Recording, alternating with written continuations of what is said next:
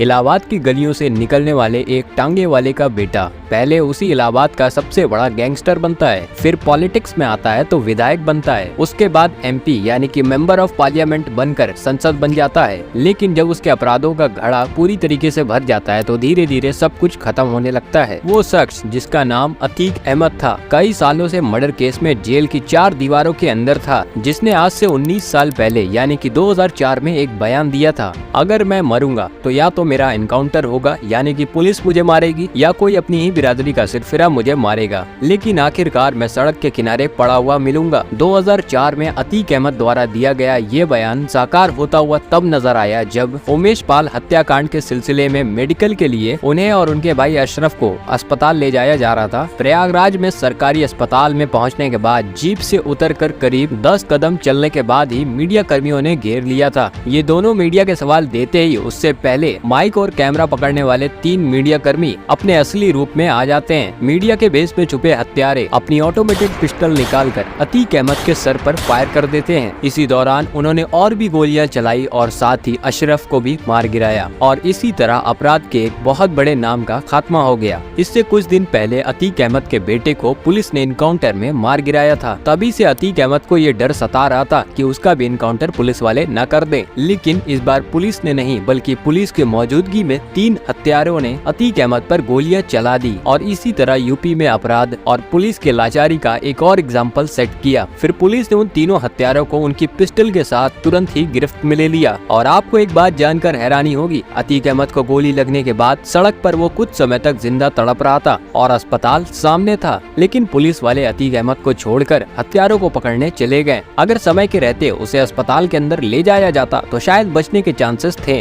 हो सकता है आपको लगे कि हम अतीक के लिए संवेदना प्रकट कर रहे हैं, तो दोस्तों यहाँ पर बात अतीक की हत्या सही या गलत की नहीं है, बल्कि अतीक अहमद से जुड़े कुछ ऐसे लिंक थे जिससे उत्तर प्रदेश के अंदर अपराध को पूरी तरीके से खत्म करने के लिए मदद मिल सकती थी। लेकिन लाचार पुलिस वाले अतीक को मरता हुआ देखते रहे और वो सारे लिंक अतीक के साथ खत्म हो गए। दोस्तों आपको बताएं, जो लोग हमला कर रहे थे वो फायरिंग करते टाइम जय श्री राम के नारे लगा रहे थे, जिसे लेकर प्रदेश भर में धार्मिक हिंसा न भड़क जाए, इसके लिए योगी सरकार ने धारा 144 लागू कर दी है, जिसमें एक साथ सड़क पर 4 या 4 से ज्यादा लोग इकट्ठा खड़े नहीं हो सकते, क्योंकि अतीक की बिखरी हुई गैंग प्रदेश भर में और अपराध न फैलाए। लेकिन यहाँ पर कुछ सवाल ऐसे हैं जिसका ध्यान सबका जा रहा है कि आखिर अतीक की हत्या करने वाले कौन हैं? उन्होंने अतीक की हत्या क्यों की और उनका किस तरह का प्लान था? आइए जानते हैं इन सब सवालों के जवाब। सबसे पहले उनकी प्लानिंग से ही शुरू करते हैं। अतीक की हत्या करने वाले 3 लोग, जिनका नाम लवलेश तिवारी, सनी और अरुण मौर्य है, यही लोग हमले के लिए जिम्मेदार माने गए हैं। लवलेश तिवारी, सनी और अरुण मौर्य अतीक और उसके भाई असद को मारने के लिए प्रयागराज में 2 दिन पहले ही पहुंच गए थे। प्रयागराज पुलिस को हत्या आरोपियों की पूछताछ के दौरान ये जानकारी मिली है। मीडिया रिपोर्ट्स के मुताबिक लवलेश तिवारी, सनी और अरुण मौर्य इस हत्या को अंजाम देने के लिए 48 घंटे पहले प्रयागराज आए थे और वहां रुकने के लिए एक होटल लिया था। जिन होटलों में ये रुके थे वहां पुलिस अभी पूछताछ कर रही है। कई होटलों में पुलिस छापा भी मार रही है। कहा जा रहा है कि एक आरोपी पीठ पर बैग टांगकर हत्या को अंजाम देने निकला था, जबकि बाकियों के पास कोई सामान नहीं था।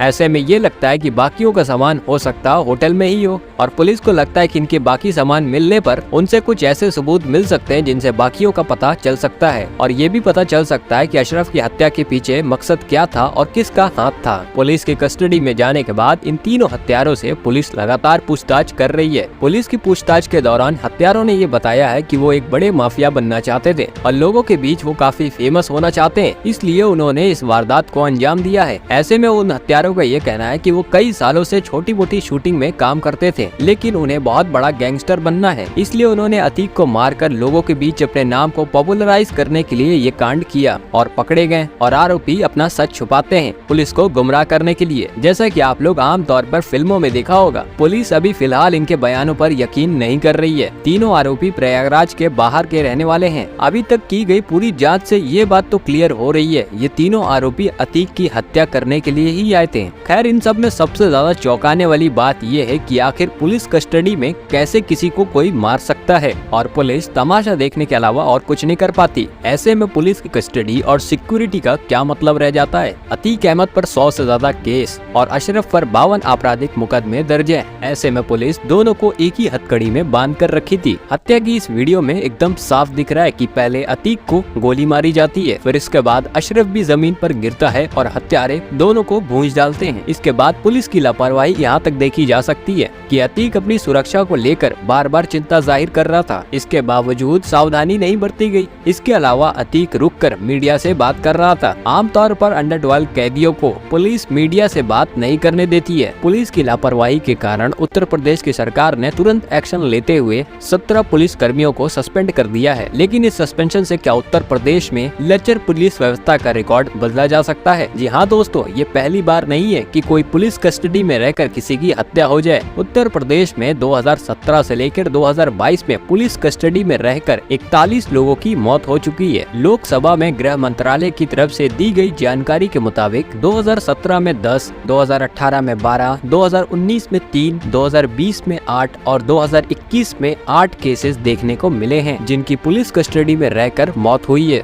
ऐसे में यूपी में पुलिस कस्टडी को लेकर कई बार सवाल उठ चुके हैं और कई बार विपक्ष योगी सरकार को घेर चुकी है। सुप्रीम कोर्ट ने 1996 में एक आदेश में कहा था, पुलिस कस्टडी में रहकर कोई भी हत्यारे की हत्या नहीं की जा सकती। कोई भी अपराधी कितना भी बड़ा अपराध क्यों न कर दे, अगर वो पुलिस कस्टडी में है तो उसकी सुरक्षा की जिम्मेदारी पुलिस और सरकार की होती है, जिसमें यूपी पुलिस फेल रही। बाय द वे फ्रेंड्स, अभी आगे आने वाले न्यूज में पता चलेगा और क्या क्या मामला है और क्या क्या निकल कर आएगा। That's all for today, thanks for watching.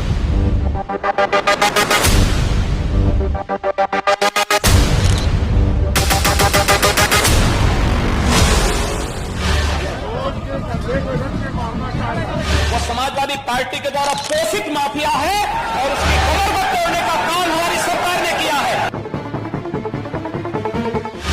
इस माफिया को मिट्टी में मिला देंगे।